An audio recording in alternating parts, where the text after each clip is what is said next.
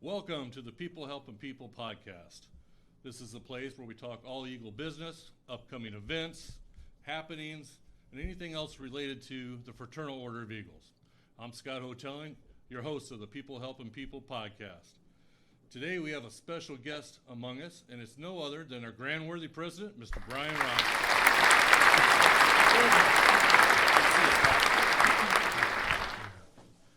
How we doing? Doing great, Brian. I appreciate you taking a few moments out of your busy schedule. I just wanted to build touch base out there with our membership, how things have been going as your travels.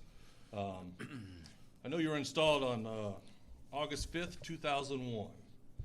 About 7 months have passed. I know you've been out there traveling pretty heavy, but why don't you let the membership know about where you're going to be at, how many areas you're going to visit this year, and auxiliaries also. Well, as of 3/20, which was last couple days ago, we were at 215 areas visited, roughly on the road about, we've been home for about 28 days all total. Hoping to hit to about 280 areas this year. It's been interesting being on the road, that's for sure. There's a great group of people out there, a lot of people doing a lot of great things since coming out of COVID, so it's been wonderful. That's awesome. It's amazing that you made that up. I know coming off a COVID year, it's been great to see all these areas and auxiliaries open back up, and a lot of them got a lot of work done with inside their walls during the COVID, and then they're back open for business. So it was surprising to me and Colleen when we were on the road that so many areas have done something at their local homes. They've either above and beyond just painting. A lot of them have done some major rework. A lot of people were out of work, if you will, for lack of a better term, being told to stay home, and they went down to the clubs and they helped get that place in order, and they've benefited from it because there's a lot of great people that stepped up, and now they're active members. Excellent. So during your year, when you got installed, you announced that you had several major charities. I believe you had the Memorial Foundation in our Eagle Village, which I commend you for choosing one of our international charities to help support. Also, through all that, you had a special charity this year. If you'd like to kind of tell the membership what it is and what it's about. So the Alice Cooper Solid Rock Foundation in Phoenix, Arizona is my pet charity, if you will, out of Arizona.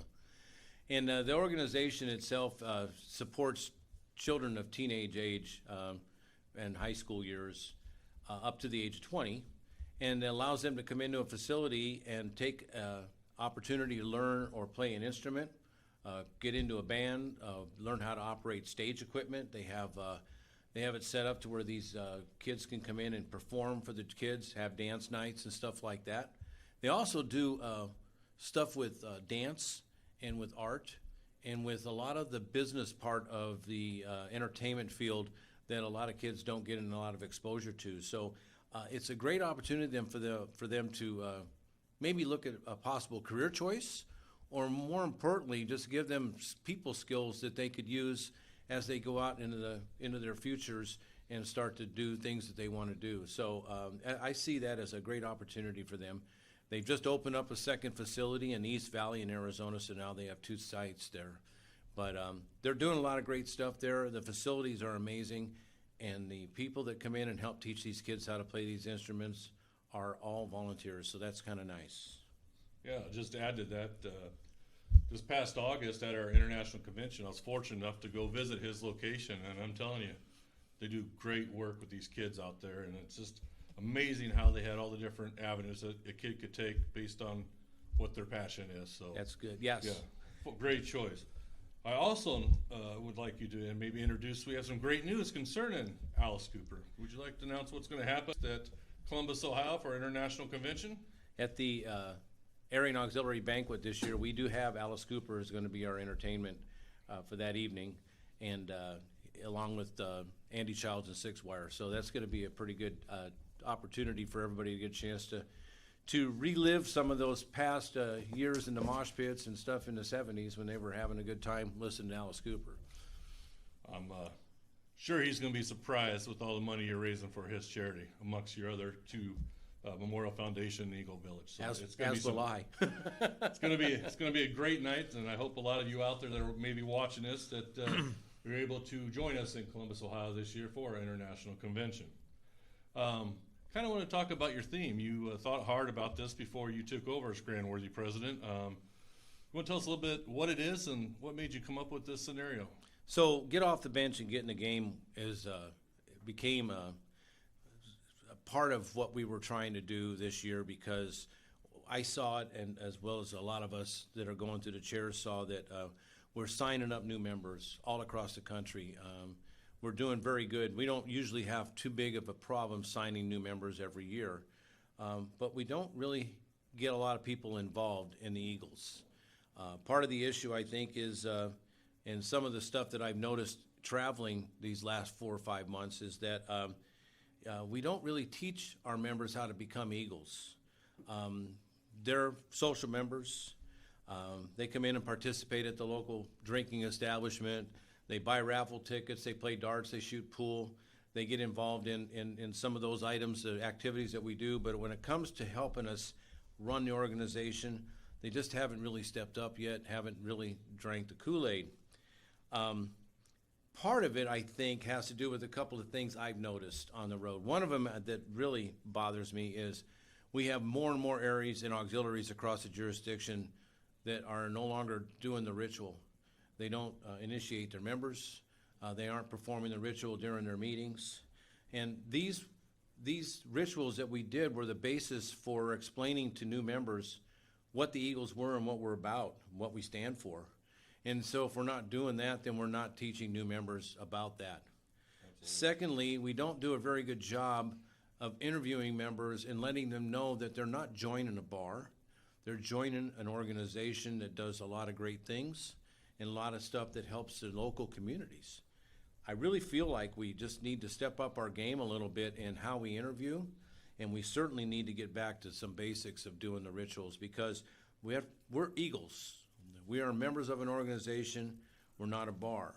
And so when you walk into these areas where there's a lot of people sitting at the social room having a drink, and they don't get involved, and you can't understand why, it's because just like any other bar in town, I doubt seriously after going in there for a week, you would go in there on a weekend and clean their fish fryer or mop up their bathroom, because it's a bar. And so the Eagles have got to start thinking about making us Eagles clubs first, social rooms second. Very good, and that goes back to your motto, get off the bench and get in the game. And I think we're seeing more of that this year, and it was evident last week. We were fortunate enough to have you stop by the incoming president's meeting, and while Brian was there, we hit a kind of a milestone. We hit net gain for the area side. Correct. For membership. Just about half hour ago, this is March 21st, with Brian again, and honored to tell him that we hit net gain as a whole organization as of today. So really proud of that. The auxiliary is not far behind from becoming a net gain. I'm sure with their commitment to growing the membership, they're going to be right there, so we can have a big celebration at our international convention in Columbus, Ohio, with both the area and auxiliary making that gain. That's excellent. And the ladies I know are doing as hard a work trying to recruit members as we are. And brothers, we can do a better job of helping them. Yes, we have lots of women who decide to become brothers and join our organization. But a lot of those never even had an opportunity to see or know that we had an auxiliary available to them if they wanted to. I can't reiterate enough and try to encourage you all to make sure that you're offering our ladies an opportunity to join the area or the auxiliary. You need to let them know that they both exist. They're both going to exist. We're going to have an auxiliary for a very, very, very long time. It's not going anywhere. I can tell you that for a fact. Areas and auxiliaries that work well together seem to survive very well. So it's imperative that we offer that opportunity to both. Good points that you made up there, Grand Worthy President. The men can do a better job offering our ladies that come through the door that want to join our organization to show them what the auxiliary is all about. I know during your travels we have many discussions, and that's one thing that you hear is, how come we're not going to be one membership? Easy answer for me is because we have 200,000 ladies that want to be auxiliary members, and we work well together as two units. We complement each other. So I don't ever see it in my lifetime. I hope I never see it. I know there's been some other organizations that have tried to go one. But I will say, as long as our membership keeps growing, the ladies are the backbone, our auxiliary of the area.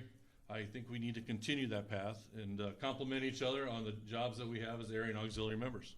You know, we understand that we have areas across the jurisdiction that don't have auxiliaries. They're in different pockets of the United States and Canada. But that doesn't work for everybody. So if you're from an area that doesn't have an auxiliary and you're functioning and doing well, kudos to you. That's fantastic. We appreciate all you do. But don't expect the rest of the organization to fall in line with your thoughts, because the rest of the organization might feel that they would perform and do better by having an area and an auxiliary in their organization. So that's kind of where we're at right now. I agree. You know, another milestone that you hit as Grand Worthy President this year is we were able to institute 3 new areas. With that being said, I think your counterpart, Brenda, might have one up on you. We've instituted 4 new auxiliaries, which is great to the growth of this organization. Everything we're doing is helping to grow our numbers and to get back to that 1 million member march that we're going to hit again someday. And I just happened to be in Washington Courthouse, Eagles, last night, talking to the gentleman that's actually spearheading a new area in Grove City. And he informed me that he's only 3 members away from the area having their 50 that they need, and the women are less than 15 away. So news. there's a good shot that Rick's going to get one right out of the chute when he becomes Grand Worthy President in August. That's awesome. Well, Grand Worthy, it has been an honor for you to stop by the first ever People Helping People podcast. I know you're getting ready to get back on the road and head about 2,000 miles west, and That's then I'll it. be seeing you in about 4 days at another conference. But would you like to say a few words to our membership before you go today? So a couple of things that are happening right now, or one thing in particular, and that's renewal time. Everybody knows that it's that time of year when we start renewing our dues. And it's imperative that we continue to keep the gains that we made this year to achieve net gain by making sure we keep our members renewed and paid up. So I want to ask each and every one of you to get out there and don't have to wait till the 31st of May to pay your dues. You can pay them early. It's okay. We appreciate it, and we thank you for doing that. But please don't forget to get out there and get your dues paid, and remind your brothers and sisters to join you. And I might just add, you paying early also saves your area or auxiliary money by not having to send you a dues reminder and pay for it. So please get out, do your part, and renew as soon as you can. So the next big thing that's coming up is April, May, when we do officers and elections.